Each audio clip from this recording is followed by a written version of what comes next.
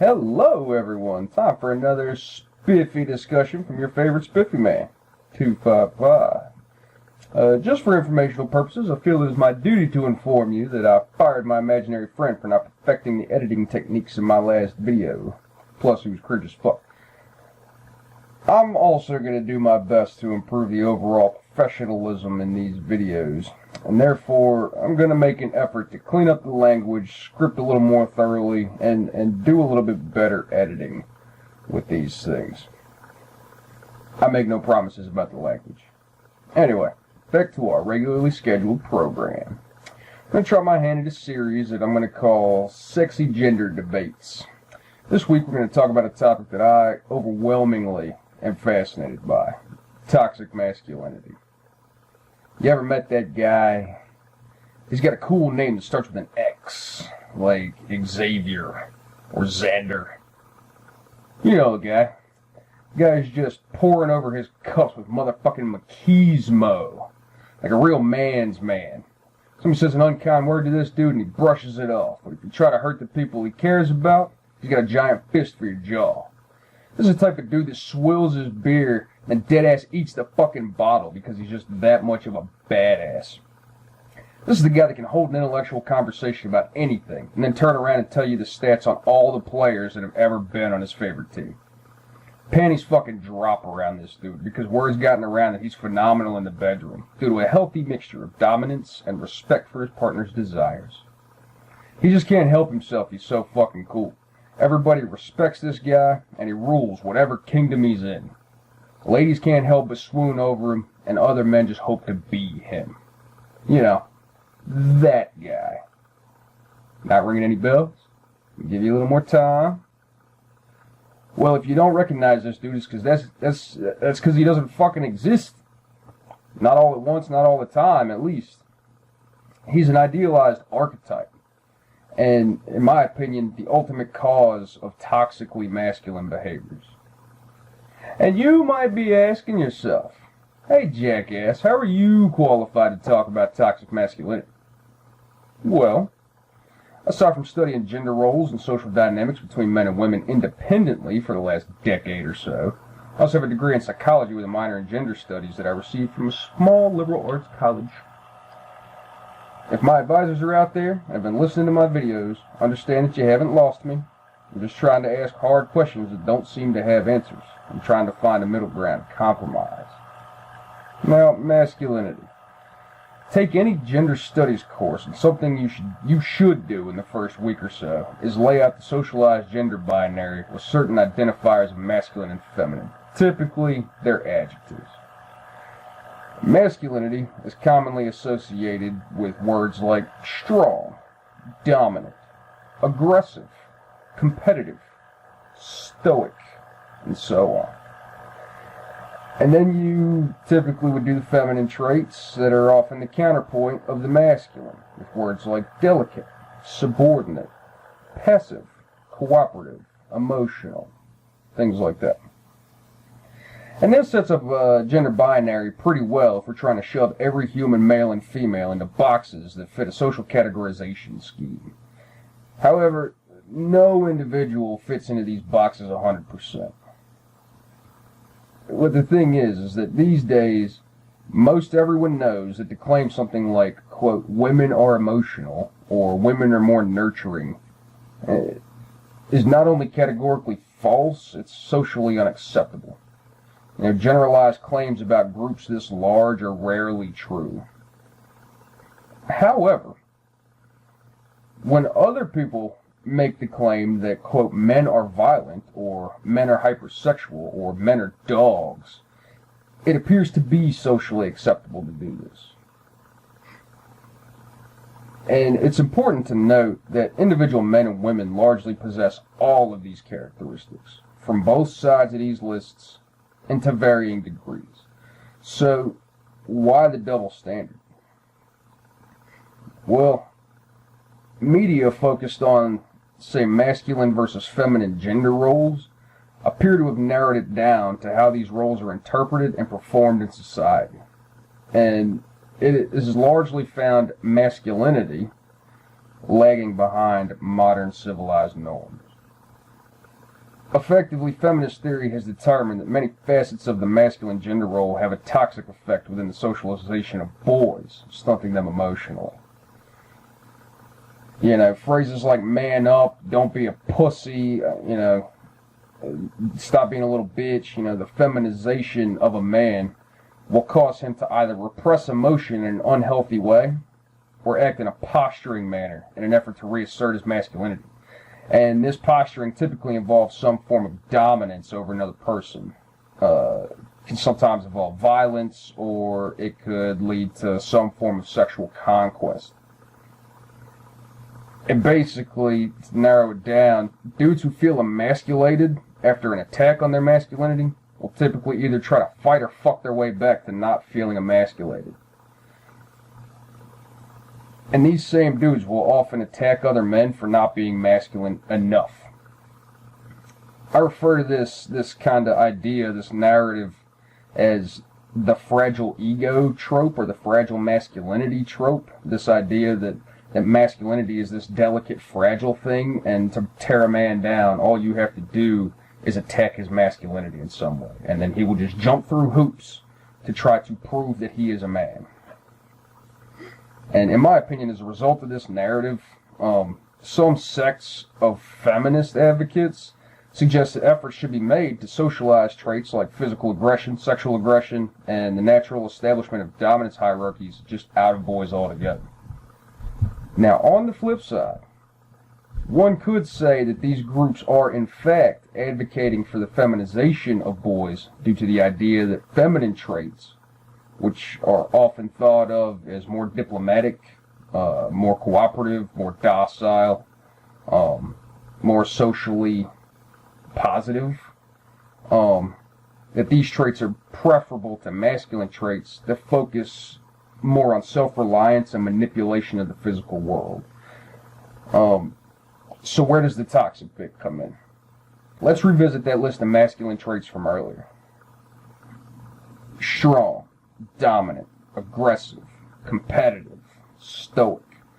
Overall, these seem like some pretty damn negative attributes on a social level.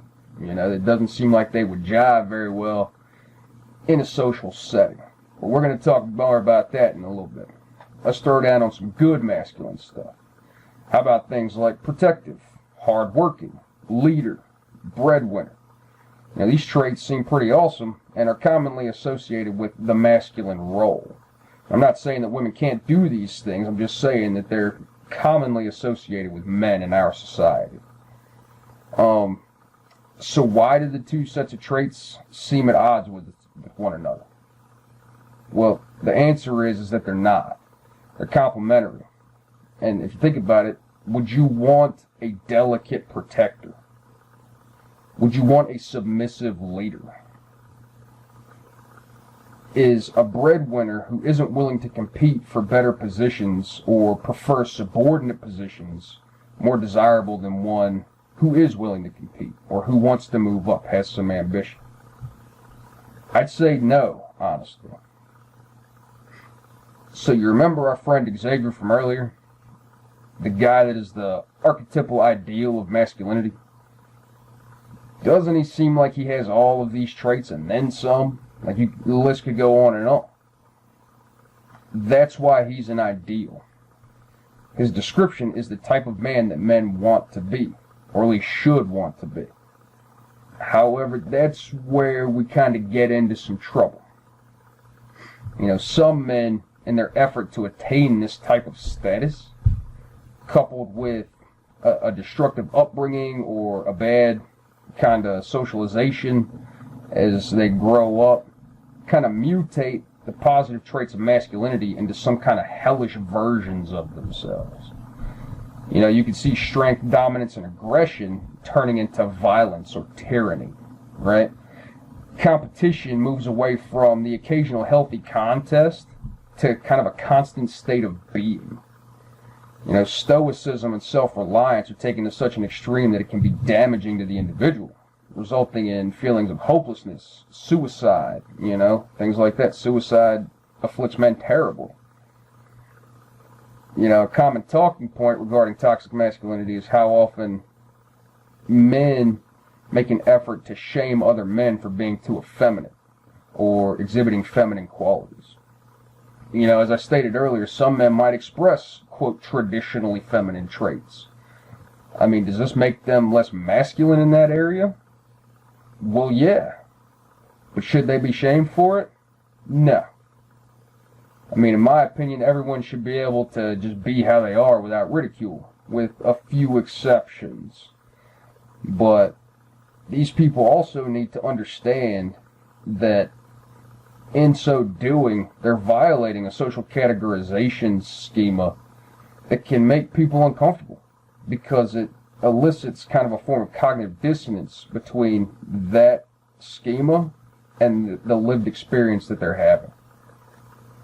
And men aren't the only ones guilty of this. Women are also culpable in perpetuating this stigma, but for different reasons. Saying things like, I don't know, if a man doesn't have the balls to approach me when he's interested, then he's not a man. He's a boy, right?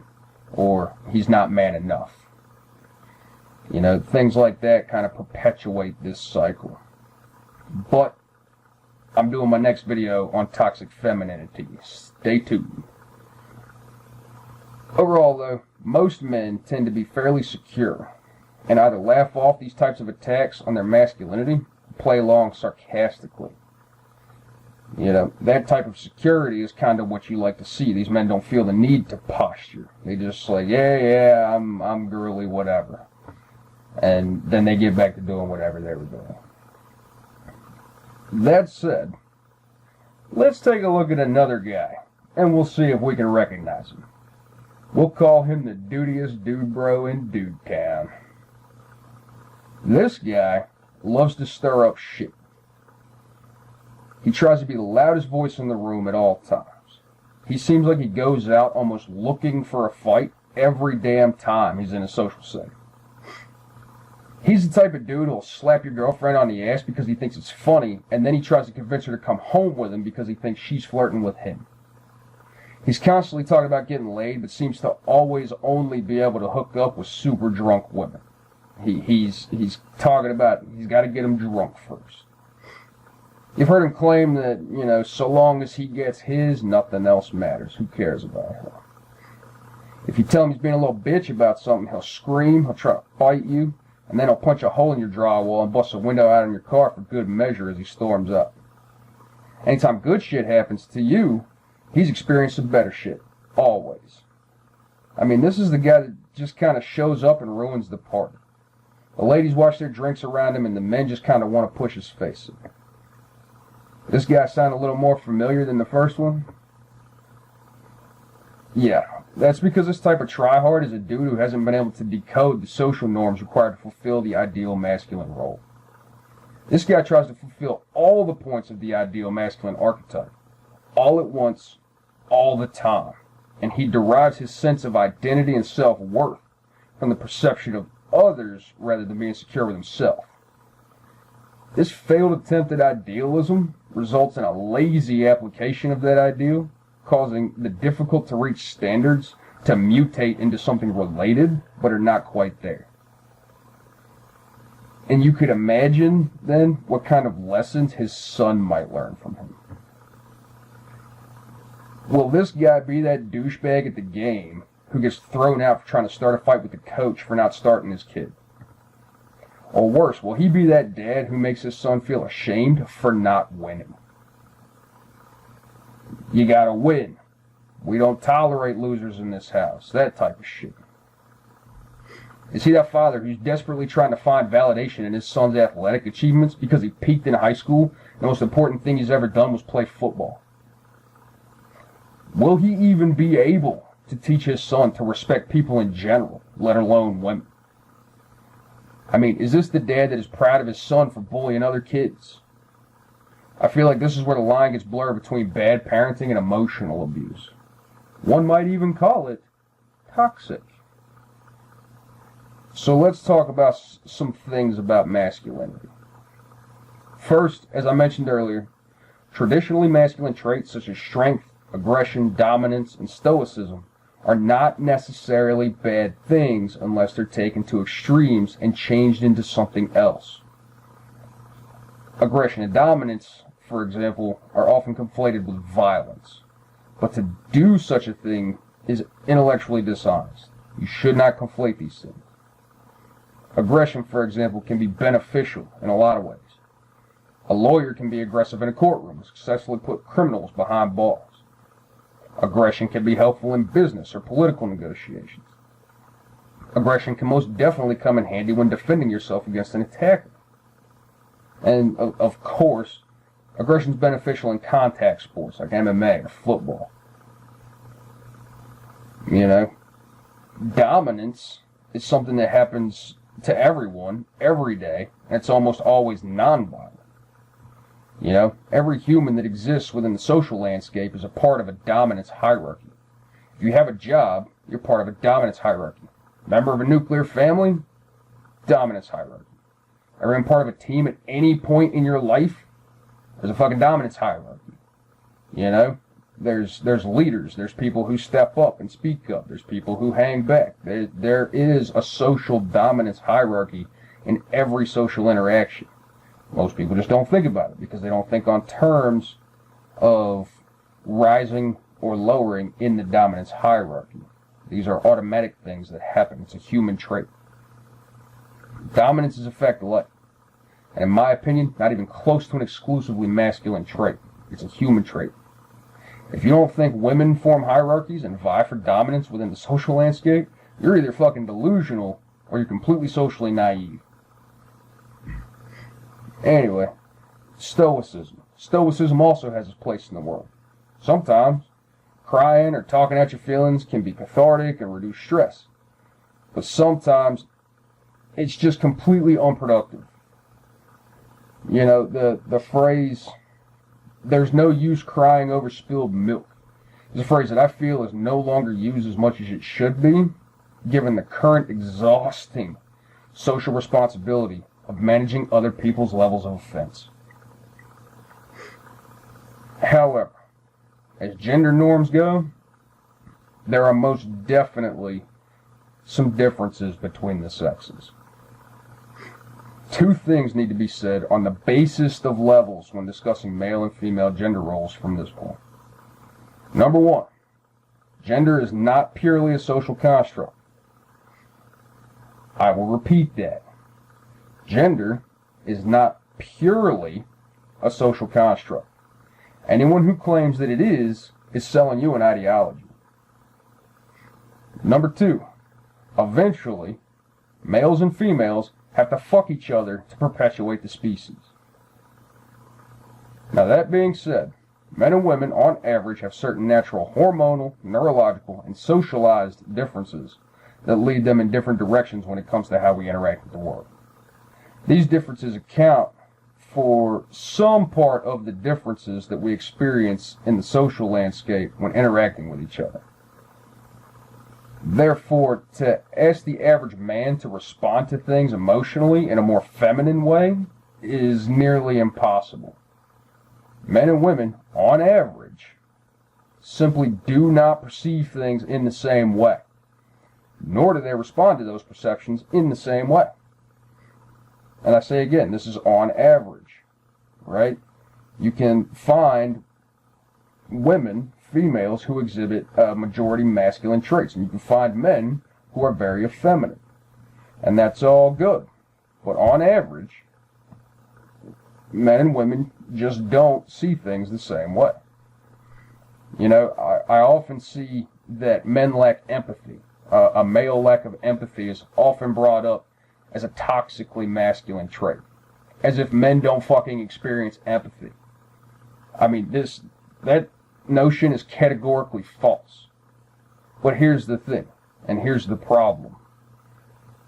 If a man attempts to interact empathetically with another man in a feminine way, kind of like a let's talk about our feelings kind of way, it will often make the second man withdraw further emotionally.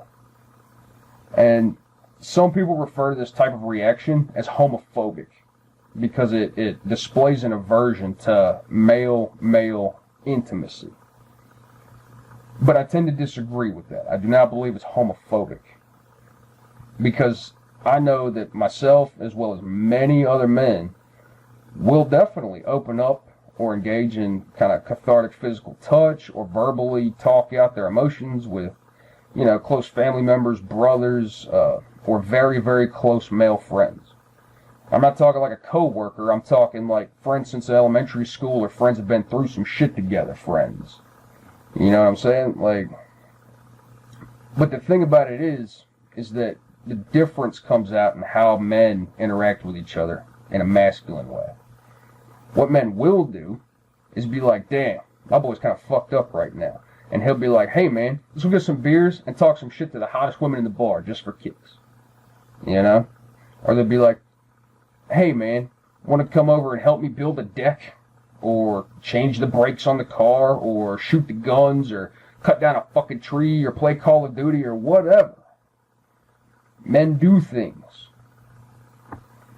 Now, I'm not saying that this is the quote-unquote right way for men to be, but I'm stating that just from what my experience is, that this is just how it is. Regular dudes just aren't going to cry it out and hug. It's not typically how we deal with this type of shit. We tend to channel that emotional energy into something more productive or destructive, depending on how we've been brought up. And unfortunately, the destructive end typically does lead to violence or substance abuse or suicide. Some people might view this effect as a result of being emotionally repressed, but teaching boys to channel negative, violent, or aggressive emotions into productive tasks may likely be the best way to teach boys and men how to reach a cathartic state, as well as help them to succeed, throughout their whole lives.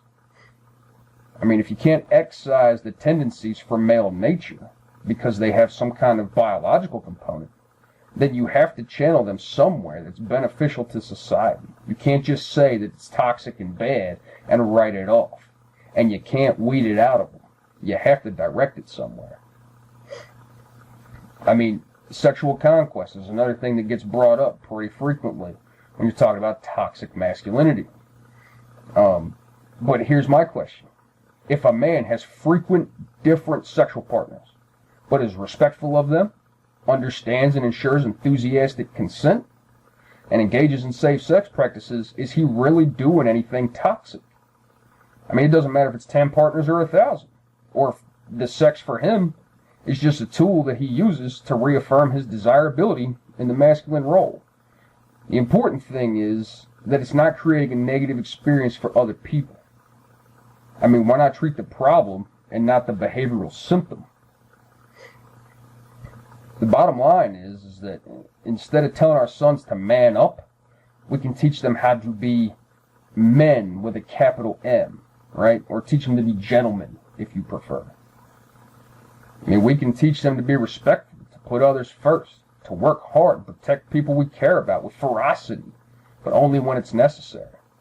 Teach them not to go looking for a fight, but stand up for themselves when other means have failed. We can encourage strength, ambition, and success instead of putting it down. We can channel all that energy that boys have into building and tinkering and all sorts of positive things. It sounds pretty good, right?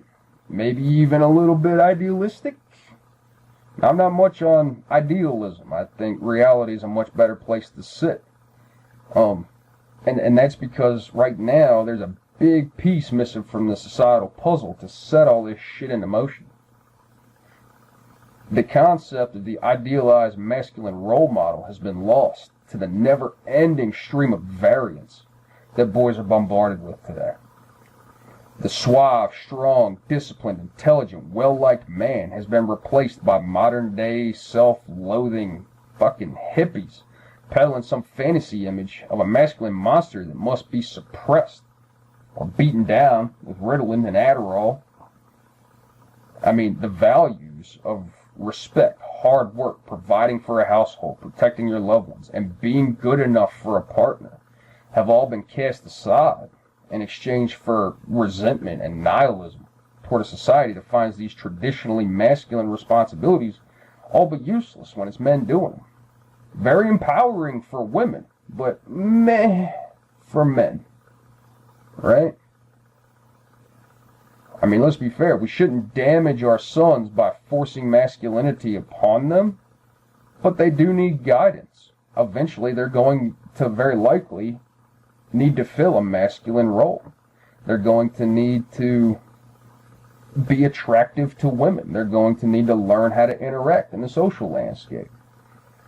And to do that, they need good men in their lives to teach them how to be good men, to show them what to do when those negative feelings well up inside and they need to reach out into the physical world and just do something with that.